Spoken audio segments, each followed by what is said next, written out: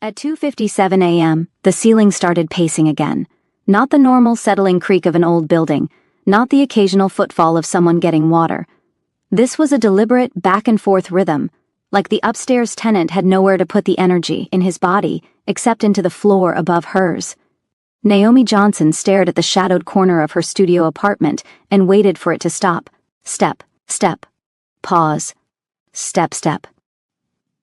She'd been in Seoul long enough to know the building wasn't going to collapse.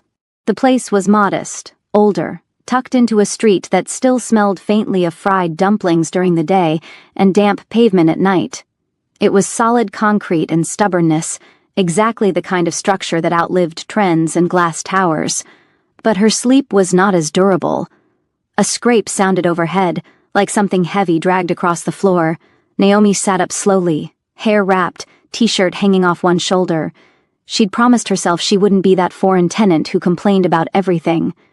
She was here on a year-long fellowship. She could handle a little city noise. This was not city noise. This was someone living like a threat. Another scrape. Then a low thud. She checked her phone. 3:02 a.m. In 5 hours she'd be in a conservation lab under bright lights, steadying her hands over a fractured lacquer panel that belonged to a century that didn't forgive mistakes. If she went in exhausted, she'd ruin work she'd waited years to touch. She pushed her feet into the pink bunny slippers her sister mailed as a joke, grabbed her key, and stepped into the hallway.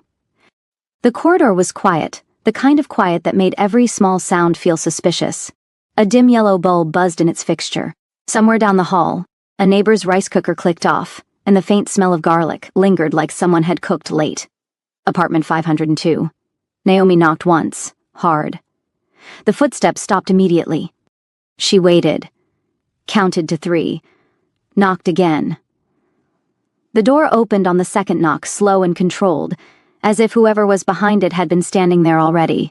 He filled the doorway, not in a dramatic way, in a matter-of-fact, physically undeniable way. Tall, broad shoulders, dark hair slightly tousled like he'd run his hand through it too many times. His shirt was partially unbuttoned, the collar open. The edge of a tattoo disappeared beneath clean fabric at his throat. Nothing flashy, just the suggestion of something permanent. His face was calm, unreadable. Not sleepy, not surprised. His eyes landed on hers like he'd already decided what she was. Yes? His English was precise, with an accent that didn't soften the edges. Naomi squared her shoulders. "I'm your downstairs neighbor." He didn't blink. I know. That was unsettling. She held on to irritation like a lifeline. "You've been pacing for an hour, and dragging something heavy across the floor. It's 3 in the morning. A beat." He looked past her down the hallway, quick, subtle, like a man checking exits without moving his head. Then he looked back at her. "I wasn't aware it was loud." The lie was smooth, the delivery even smoother. "It's loud," she said, voice flat. "It sounds like you're moving furniture, or—" She stopped herself before she said something stupid like bodies, because that was ridiculous. He stepped back 1 inch, just enough to reach into the apartment. When he returned, he held a folded stack of cash between 2 fingers. For the inconvenience. Naomi stared at it, then she stared at him. "I didn't come here for money." His expression didn't change. "It's the quickest solution." "No." She lifted her chin. "The quickest solution is you keeping it down." Silence stretched. He watched her like she was a variable he hadn't planned for. Behind him, a shadow moved, a second man, barely visible, dressed in dark clothing that looked too sharp for a late-night hangout. The shadow disappeared. Her heart hit her ribs hard enough to hurt. She lay still, listening. Silence. Then the faintest sound of a door opening upstairs. Her upstairs neighbor's door, not the building's main one. A shuffle. A low, sharp command she couldn't make out. Deeper into the apartment without making a sound. Naomi's irritation dimmed.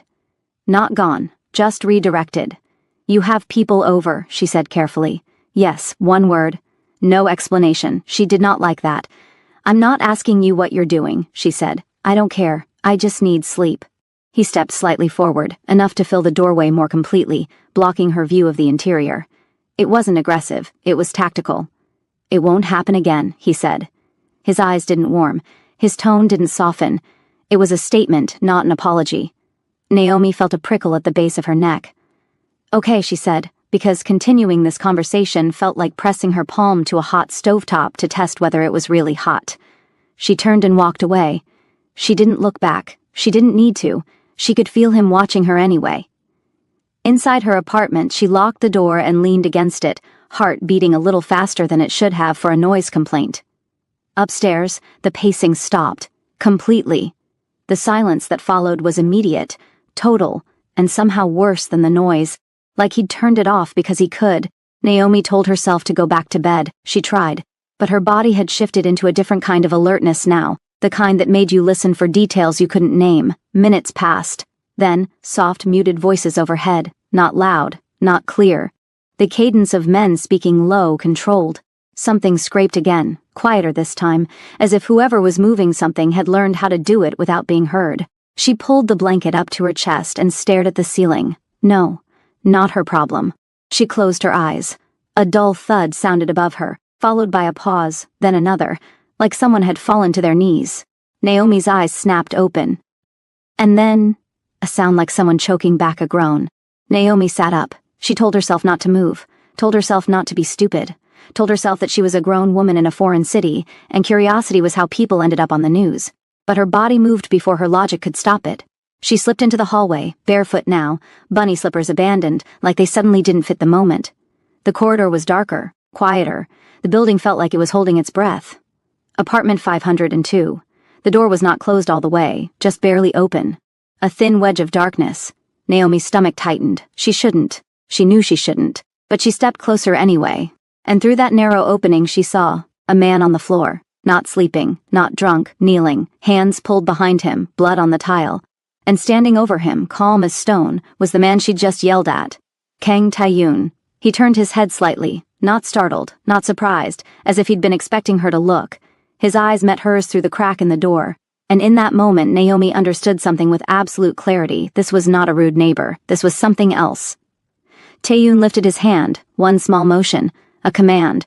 The suited shadow moved in the darkness, and the door began to open wider, slow, controlled, deliberate. Naomi didn't step back fast enough. She didn't step forward either. Her body locked in that thin space between instinct and pride, the place where you decide whether you are the kind of person who turns and runs, or the kind who stays long enough to understand what is happening. Kang Tae-yoon's gaze held hers through the widening gap. No surprise, no panic, no warning, just a calm assessment, like he was reading her spine for weakness. Behind him, the kneeling man's head lifted slightly, a swollen lip, one eye already bruising shut. Blood dotted the tile in front of him like careless paint. Naomi's stomach tightened hard. This was real. Not a bad vibe. Not a rich guy with weird hours. Not a misunderstanding. She should have left. She knew it. The part of her that handled fragile objects for a living, objects that shattered if you breathed wrong, was screaming at her to preserve herself the same way. But Tae-yoon lifted his hand again. Not at her. At the suited shadow in the back of the apartment. The shadow stopped moving instantly. The apartment went perfectly still. Tae-yoon's voice came low. Come in. Naomi's mouth went dry. No. Tae-yoon didn't blink. You already saw. That was the thing about him. He didn't argue in circles. He didn't soften the blow. He stated reality like it was law. Naomi swallowed. I'm leaving. She took one step backward. The kneeling man's eyes flicked toward her. Just once. Quick, sharp, memorizing. That small movement hit Naomi like a cold slap. It wasn't Tae-yoon she needed to worry about in that second. It was the man on the floor, because a man with nothing to lose had reasons to remember faces. Tae-yoon noticed the flicker. His gaze shifted to the kneeling man for a fraction of a second. The air changed, not louder, not angrier, heavier. Eyes down, Tae-yoon said. The kneeling man obeyed immediately, lowering his gaze to the blood on the tile. Tae-yoon turned back to Naomi. His voice stayed even. Go downstairs, lock your door. Naomi blinked. That's it? That's it. No threat, no apology, no reassurance, just instruction. She should have run. But she heard herself say, too quiet, what is this? Tae-yoon's eyes didn't soften. Not your concern. That's hard to accept when it's bleeding in my hallway, she replied, then hated herself for giving him anything resembling attitude. Tae-yoon stared at her for a long beat. Then he said, you wanted quiet. The line landed like a knife. Naomi's throat tightened. Go, he repeated. She backed away, step by step, never turning her back until the door began closing. It shut without a slam, without drama, just a controlled seal, like he could close worlds with his fingertips. Naomi walked downstairs on legs that did not feel attached to her body. She locked her door, turned the deadbolt, then added the chain she hadn't used once since moving in. Her palms were damp. Her heart wouldn't slow. She pressed her ear to the door. Nothing. No shouting, no chaos, no gunshots. Just the building settling into a silence that didn't feel peaceful anymore. It felt supervised. She forced herself back into bed and lay rigid under the blanket, staring at the ceiling like it might confess something. When she finally drifted off, it was shallow and sharp-edged. The next morning, she went to work anyway. She did not tell her supervisor, because what exactly would she say? "Hello, I think my upstairs neighbor is violently interrogating men in his apartment." She did not tell her friend from the fellowship either. She didn't want concern or advice or horror. She wanted facts, and she didn't have any. So she restored her lacquer panel with hands that were steadier than she felt, listening to the hum of fluorescent lights and pretending the world was still simple. By late afternoon, the unease had dulled into something almost manageable. Until her phone vibrated. A text from an unknown number. "Are you home?" Naomi stopped in the middle of the lab, gloves on, brush hovering above a delicate fracture line. Another message followed immediately. "Don't go straight upstairs. Wait outside." She stared at the screen until her eyes burned, then she typed the only response that didn't feel like surrender. "Who is this?" 3 dots appeared. Then, Tayoon. Her pulse jumped. The rational part of her brain tried to protest. She didn't give him her number. He shouldn't have. The calmness of that answer made her blood run colder. She turned toward the stairwell. Another message appeared. "Don't go upstairs." Naomi's mouth went dry. "So what do I do?" she whispered, but she didn't send the text. Because the lobby door opened, the 2 men stepped inside. Not rushing, not loud, like they belonged there. Naomi backed away until her shoulders hit the wall. Her heartbeat roared in her ears. She looked for an exit. The back door, the stairwell, anything. The taller man spoke first, English with a flat accent. Naomi Johnson, hearing her name out loud, said like a confirmed detail, snapped the last illusion out of her mind. She didn't answer. The other man smiled faintly. "We need to ask you about something you saw." Naomi's voice came out steadier than she felt. "I don't know who you are." The taller man took 1 step forward. "You were in apartment 502. Naomi swallowed. "No." The smile faded. "Don't lie." A smarter part corrected it instantly. "Of course he has it." She swallowed and typed, "Why?" His reply came quickly. "Go out the front. Don't use the elevator."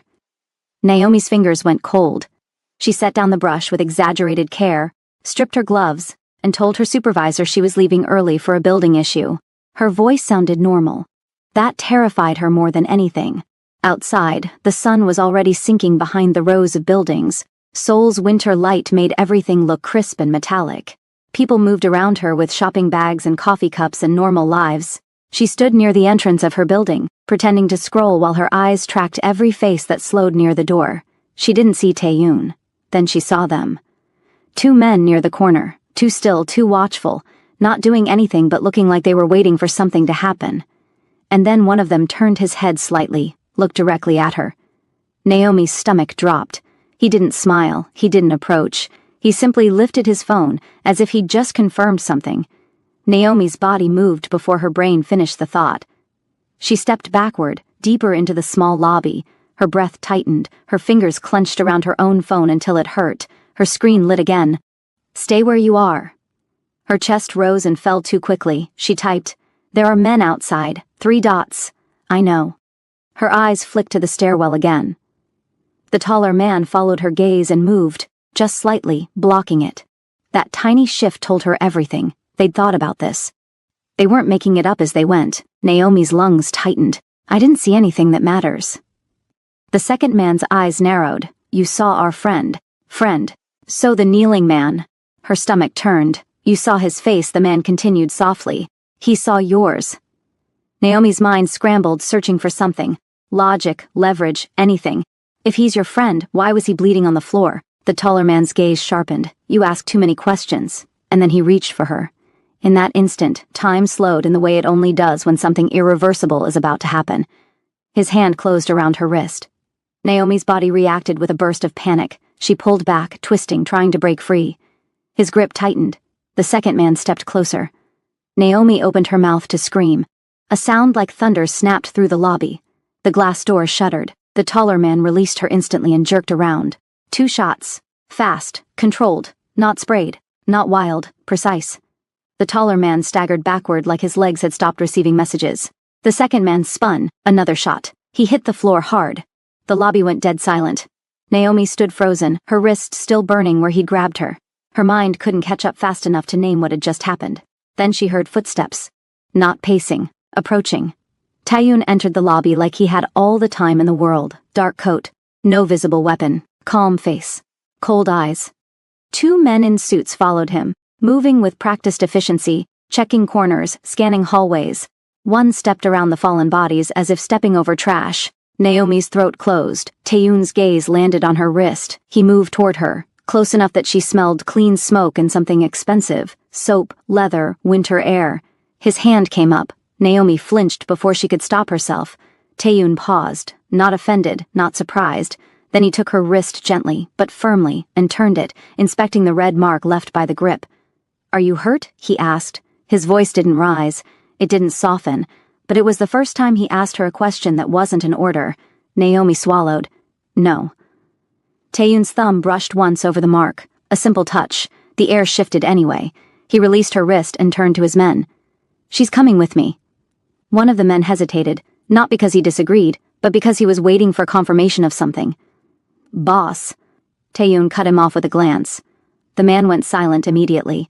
Taeyoon's gaze returned to Naomi. "You don't go upstairs." Naomi's voice scraped out. "My things, you'll get them. I have my passport, you'll get it." The way he said it made her understand. This wasn't negotiation, this was containment. Naomi forced a breath into her lungs, forced her mind into the present. "Those men, they won't bother you again," Taeyoon said. She stared at the bodies on the floor. "That's a bold promise." Taeyoon looked down at the dead men like they were a solved equation. "They can't." Naomi's stomach churned. She didn't want to vomit, she didn't want to cry, she wanted to run. But the exit was blocked by reality. She lifted her chin. "So you're kidnapping me." Taeyoon's gaze sharpened by half a degree. "If you want a word, call it protection. I didn't ask for your protection." Taeyoon stepped closer. Too close. His voice dropped slightly, the coldness turning almost intimate. "You don't get to ask when you're already a target." Naomi's throat tightened. That was the moment her defiance recalibrated. Not because she was scared of him, because she was smart enough to see the math. Kneeling man, bruised face, eyes memorizing hers. Two men in the lobby calling her name like it was a confirmed detail. This wasn't going to fade if she stayed here. She took a slow breath. "Where are you taking me?" Taeyoon didn't answer directly. "You will do what I say until this is finished." Naomi forced her voice steady. "And how long does that take?" Taeyoon's eyes held hers without mercy. "As long as it takes." Behind him, one of his men spoke quietly into an earpiece. Another picked up a fallen phone from one of the attackers and slid it into a pocket. Taeyoon glanced at Naomi again. "Go." Naomi moved, not because she was obedient, because she had just watched two men die in front of her in under 5 seconds, and she wasn't foolish enough to pretend she could handle it herself with pride. Taeyoon's men formed a loose shield around her as they crossed the street to a black car that looked too expensive for this neighborhood. It wasn't flashy, it was purposeful. The door opened before she reached it. Naomi hesitated.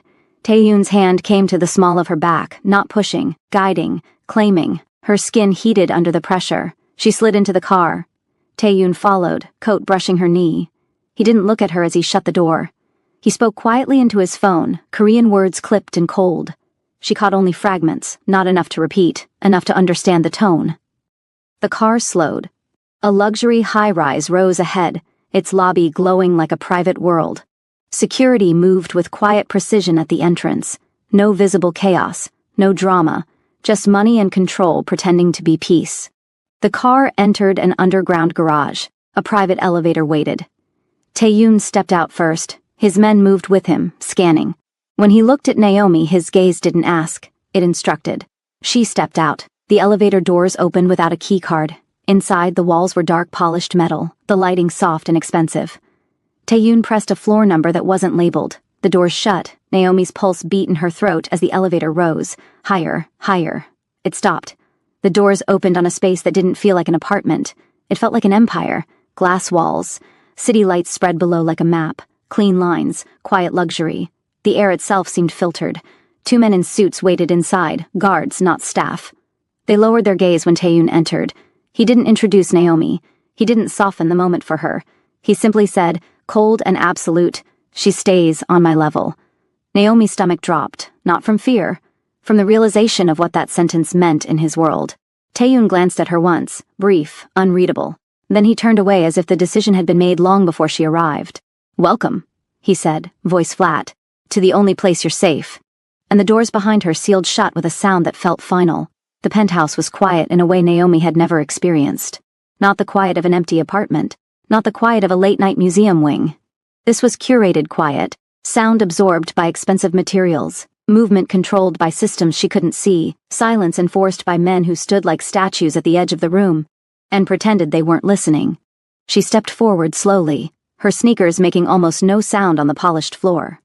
Glass walls wrapped the space, turning Seoul into an ocean of lights below. The efficiency, control, immediate cleanup. He ended the call and looked forward. Naomi stared at him. "Who were they?" Taeyun's jaw flexed once.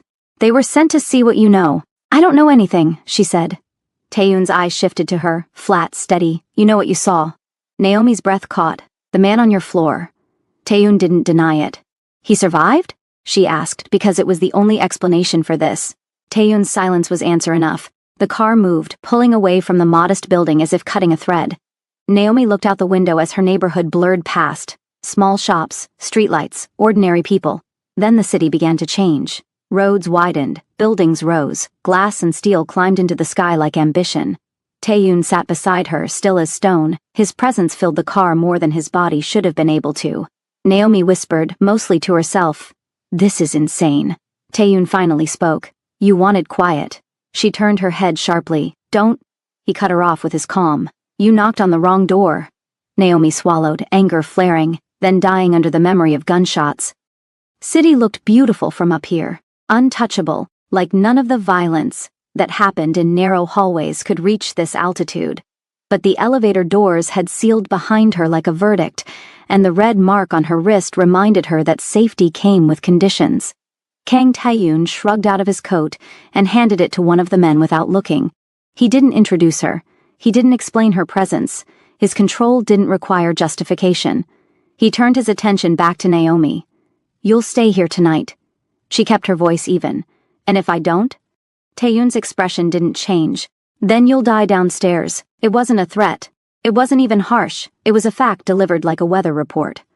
Naomi felt her stomach tighten. She forced her breathing to stay slow. If she let herself spiral, she'd become the thing she refused to be. Panicked, loud, a problem. She glanced toward the guards, then back to Taeyun. "My phone. You have it. My passport." A pause. A flicker in his eyes, recognition of a practical mind. "I'll send someone for it," he said. "And my work bag." He looked at her like she'd asked for something frivolous. "You're not going to work tomorrow." Naomi's jaw tightened. "I can't just disappear." "You can," he replied. And that was the first time she understood the true scale of the man standing in front of her. Not the gunshots, not the blood, the ease with which he could erase normal life.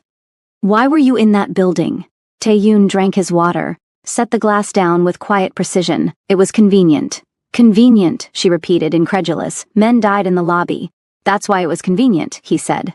Naomi's breath caught. "That makes no sense." "It does," Taeyun replied, "when I need something done without attention." Naomi stared at him, trying to reconcile the calmness with the reality. "The man I saw, the one on the floor. He survived?" A pause. Taeyun's eyes held hers. "Yes, and he told them about me. He told them you were there."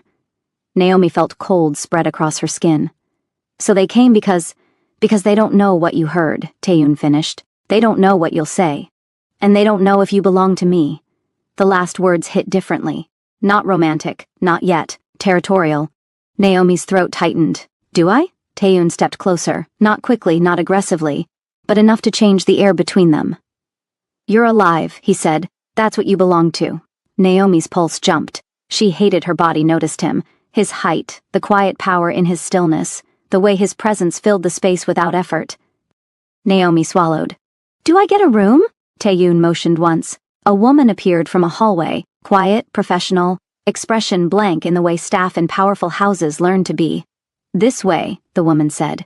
Naomi followed because she had no better option. The guest room was minimal but luxurious, low bed, clean lines, a view of the river in the distance. A stack of fresh clothes appeared on the chair, soft, dark, clearly chosen by someone who knew what fit, a woman, and what might make her feel less exposed. Naomi stopped in the doorway. "I didn't ask for this." The staff woman didn't react. "If you need anything, press the button." A small panel by the bed glowed faintly. Then the woman left. The door didn't lock from the outside. That was intentional. Taeyun wasn't trying to trap her with a key. He was trapping her with reality. Naomi sat on the edge of the bed and stared at her hands until they stopped shaking. She didn't sleep. Not at first. She tried, because exhaustion was heavy in her bones. But every time her eyes closed, she saw the lobby again. 2 bodies hitting the floor. The way Taeyun's voice didn't change as the world shifted into violence around him. Eventually, she got up and padded barefoot toward the kitchen, following the soft glow of under-cabinet lighting. She found him there. Taeyun stood at the counter with a glass of water, sleeves rolled up, the tattoo at his wrist visible now. Clean lines, deliberate geometry. A phone lay on the counter beside him. The screen was dark, but Naomi could feel the weight of it, the unseen network it connected him to. He didn't turn when she entered. He didn't startle. He simply spoke. "You should sleep." Naomi stopped a few feet away. "I'm trying." Taeyun finally looked at her, cold, unreadable. But his gaze landed on her face like a hand. Naomi crossed her arms, more for anchoring than defiance. She hated that attraction could exist in the same world as blood on tile. She forced her voice steady. "What happens now?" Taeyun's gaze moved over her face, lingering half a second too long on her mouth. Then he looked away as if to prove he could. "I end this," he said. Naomi's skin warmed under her own anger and fear. "And I just sit here?" Taeyun's eyes cut back to hers. "Yes. No," she said, surprising herself with the firmness. "I'm not going to be some hidden thing in your tower while you decide everything around me." Silence. The guards at the far edge of the room shifted, subtle as shadows. Naomi ignored them. Taeyun watched her, cold, unreadable, but something beneath it sharpened. Recognition. "You want to understand," he said. "I want to survive," Naomi replied. "And I'd like to do it with my eyes open." A long beat. Then Taeyun nodded once. "You'll sit in one meeting." Naomi's breath caught. "What?" "You'll listen," he continued. "You won't speak unless I ask." Her chin lifted. "I don't take well to being told." Taeyun's gaze held hers like steel. "You take well to living." Naomi swallowed.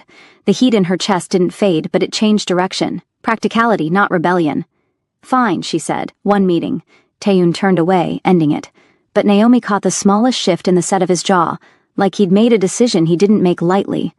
She didn't know yet whether to be flattered or terrified. The meeting wouldn't happen for another 4 weeks. The first week inside Taeyun's penthouse felt like living inside a held breath.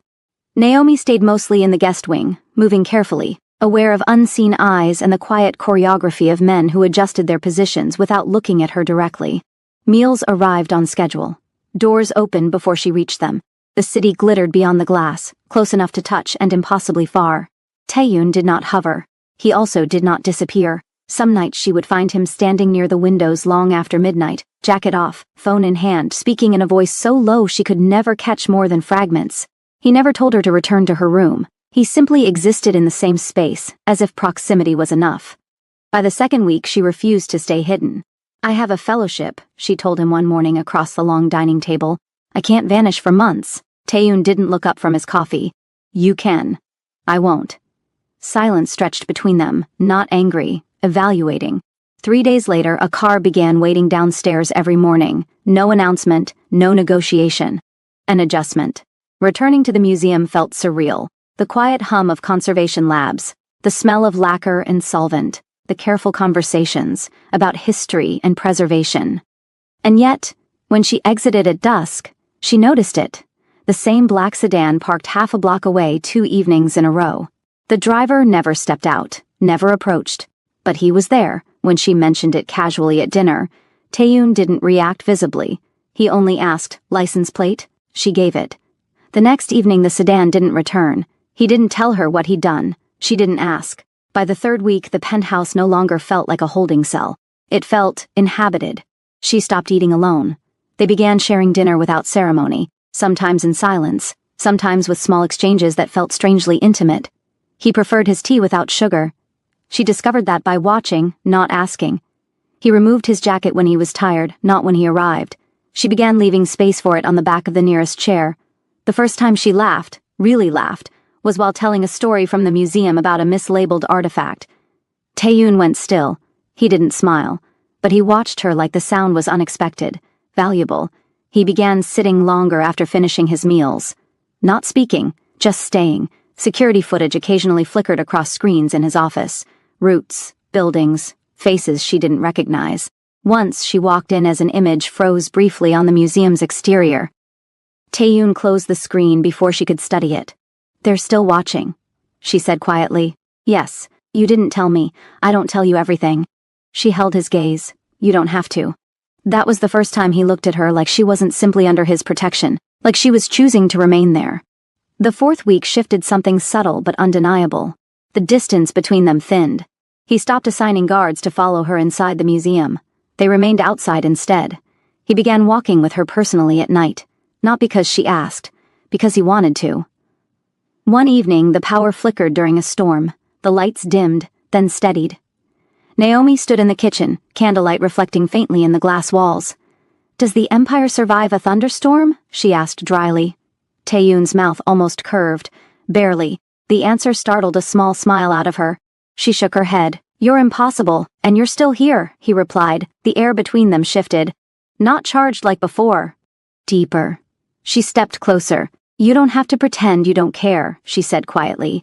Tae-yoon's gaze sharpened. "I don't pretend." "You do," she insisted, softer now. "You just do it silently."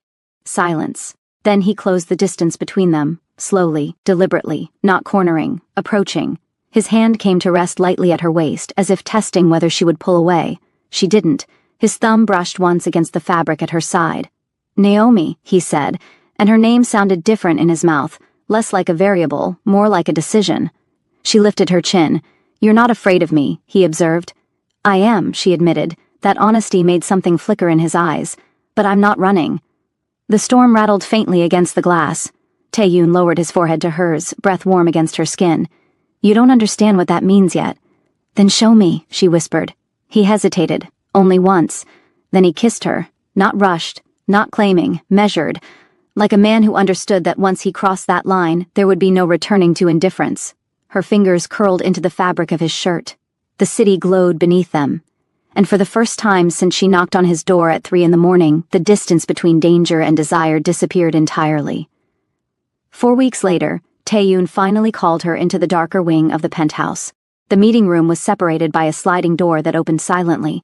A long table, screens on the wall, men seated in suits, sharp, still, faces carved into blank professionalism. When Tae-yoon entered, they all stood. Not exaggerated, reflexive. Naomi walked beside him. The air tightened. Every gaze went to her, and then, immediately, down. Not from politeness, from training. Tae-yoon didn't introduce her. He didn't explain. He simply said, "She stays." 2 words. The room accepted them. Naomi took a seat at the edge of the table, not in the center, not claiming space she hadn't earned. But she didn't shrink. Either. The meeting began. Shipping routes, security contracts, names she didn't recognize, numbers that meant territory to men like these. Naomi listened, tracking patterns the way she tracked cracks in lacquer, where stress concentrated, where weakness would spread if left untreated. A man on Tae-yoon's left spoke. "The rival group is pressing into Gangnam. They're testing your perimeter." Tae-yoon's voice was calm. "They've been testing since the building." The room went still. So they knew. They all knew. Naomi's skin tightened. Another man asked, "The woman?" Tae-yoon's gaze flicked toward him. Not angry. Just final.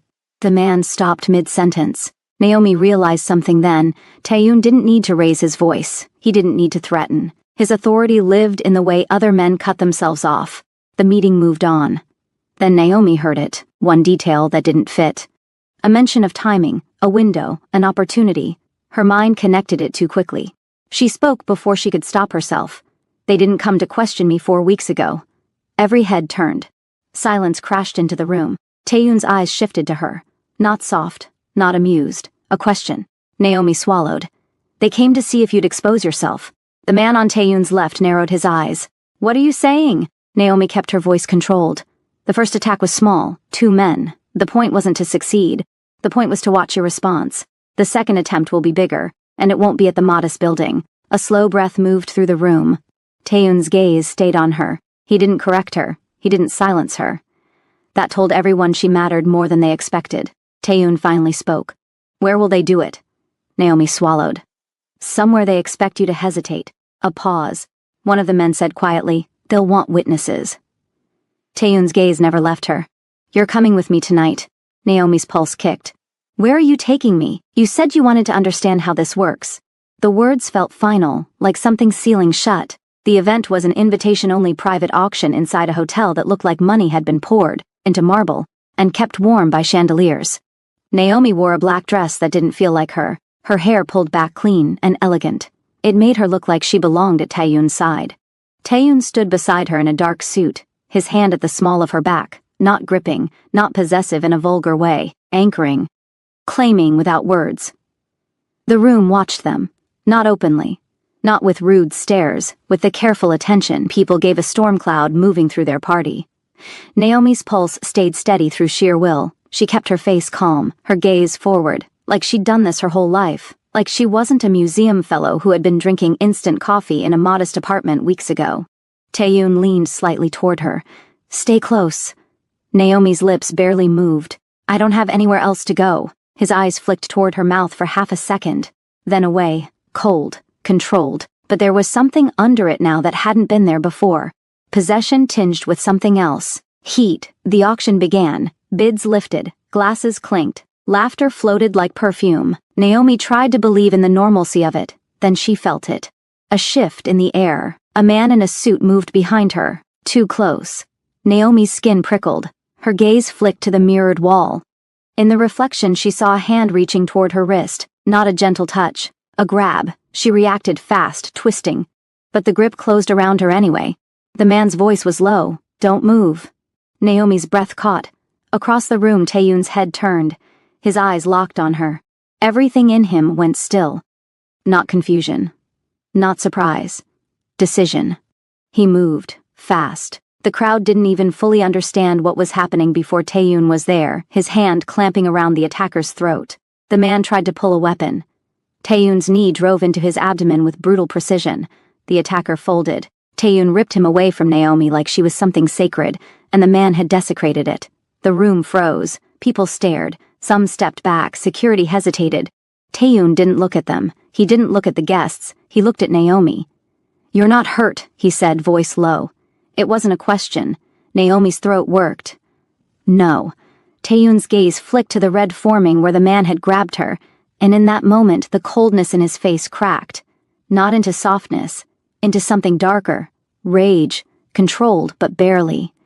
He turned and hauled the attacker upright by his collar. Then he spoke, quiet enough that only those near could hear, but the authority carried. Bring him. Two of Taeyoon's men appeared as if summoned by thought, taking the attacker's arms. The crowd parted instinctively as Taeyoon walked. Naomi pulled with him, anchored at his side, his hand still at her back. They moved through the hotel's private corridor, past service doors and silent hallways, until they reached an exit that opened to a secluded terrace. The night air hit Naomi's lungs like a blade. The city stretched below. The hotel lights glowed behind them. Taeyoon's men dragged the attacker out onto the terrace. The attacker struggled. You don't get to... Taeyoon stepped forward, calm again, voice cold enough to freeze breath. Who sent you? The attacker spat blood. You know. Taeyoon's gaze didn't change. Say his name. The attacker laughed, a broken sound. Kang Taeyoon, the great protector. The words were meant to mock. Instead, Taeyoon's jaw tightened. He looked at Naomi. Not to ask permission, to make sure she was watching, that she understood what the world did when it tried to take her. Then he turned back and said, Bring the leader. Naomi's breath caught. What? The men moved immediately, one speaking into an earpiece. Seconds later, another door opened, and two more men dragged someone out. This one wasn't a foot soldier, well-dressed, face composed even in humiliation. A man who had expected violence to stay private. His eyes landed on Taeyoon.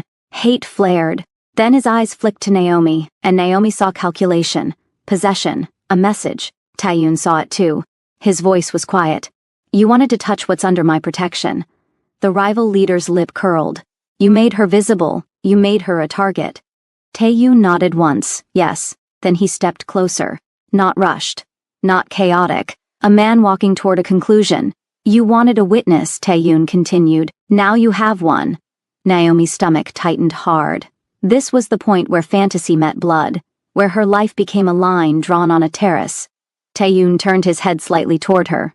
Look at me. Naomi's eyes met his. His gaze was cold, but there was something under it, something raw and dangerous. A truth he didn't say out loud. He was not doing this for theater. He was doing it because someone put hands on her, and he would not allow that story to exist in his world. Taeyun looked back at the rival leader. Tell your people, he said softly, that they don't get to reach for what stands beside me. Then he nodded once. The sound that followed was sharp and final. Naomi flinched, not from the noise but from the reality of it. The rival leader collapsed, the world tilted. Naomi's breath hitched, her body trying to respond the way it had been trained to respond, panic, retreat, denial. But she forced herself to stay still, forced herself not to run, because running would make her a child again, and she wasn't a child. Taeyun turned to her immediately. His hand came up, cupping her jaw with a gentleness that felt almost shocking after what she'd witnessed. His thumb brushed her cheekbone once, like he was checking whether she was real. You're shaking, he said. Naomi swallowed hard. I'm fine. Taeyun's eyes held hers. No. The honesty in that single word made her throat tighten. Naomi's voice came low. I didn't understand what standing beside you meant. Taeyun's gaze stayed steady. You do now, a beat, and you're still here. Naomi's chest rose, fell. Her heartbeat steadied, not because she was calm, because she was choosing. I'm not blind, she said quietly. I'm not pretending that was normal. Taeyun didn't flinch from her words. He didn't excuse it. He didn't apologize. He simply said, they would have taken you. Naomi's eyes burned. Not tears, heat, shock, anger at the world for being the kind of place where that sentence could be true. She nodded once. I know. Taeyun's hand slid to the back of her neck, holding her there, not allowing distance. His voice dropped, intimate in a way it hadn't been before. You won't be touched again. Naomi's stomach tightened. You can't promise that. Taeyun's gaze cut through her. Watch me. It should have terrified her. Instead, something in her responded, something dark and alive, because beneath the violence, beneath the control, was a terrifying kind of devotion. He wasn't offering softness, he was offering certainty. Back in the penthouse, the city felt too quiet again. Taeyun dismissed his men with a glance. Doors closed, distance fell away. Naomi stood in the living room, still in the black dress, still feeling the terrace wind on her skin. Her hands trembled slightly when she unclasped her bracelet. Taeyun watched her like she was the only thing in the room that mattered. Naomi lifted her chin. I didn't ask for any of this. Taeyun stepped closer. I know. His voice was almost rough now, not loud, just edged. Naomi's throat tightened. But I'm still here. Taeyun's gaze held hers, and for the first time his coldness thinned enough to show something underneath. Relief, dark, unspoken. Then come here, he said. Naomi moved, not because she was trapped, because she chose to step into him. Taeyun's hand slid to her waist, firm and steady, grounding her. He lowered his forehead to hers for a brief second, the intimacy of the gesture striking deeper than any kiss. You won't get a softer version of me, he murmured. Naomi's voice came out quiet, steady, honest. I don't want one. Taeyun's breath hitched once, small, rare. Then he kissed her, slow, deliberate. A claim that didn't feel like ownership. It felt like surrender to something he hadn't planned for. Naomi's hands rose to his chest, fingers curling into his shirt as if she could hold herself steady through him. The danger didn't disappear. It hovered outside the glass, in the city, in the shadows of his world. But inside, with his mouth on hers and his hands anchoring her like a promise, Naomi understood something she hadn't expected when she marched upstairs in bunny slippers. Some fires didn't just burn. Some fires kept you alive. And when Taeyun pulled back, eyes locked on hers, voice low and final, he said, You're safe here. Naomi swallowed, then answered with the only truth she could. Then don't let me go. Taeyun's gaze darkened. I won't, he said, and the city lights below them kept shining like nothing had changed, while in the glass fortress above, everything had. Some doors shouldn't be knocked on at 3 a.m, but sometimes the wrong door leads to the right man. Thank you for listening to Neon Obsidian, where obsession is devotion and love stands beside power. If you enjoyed this story, stay with me. There's always another door waiting.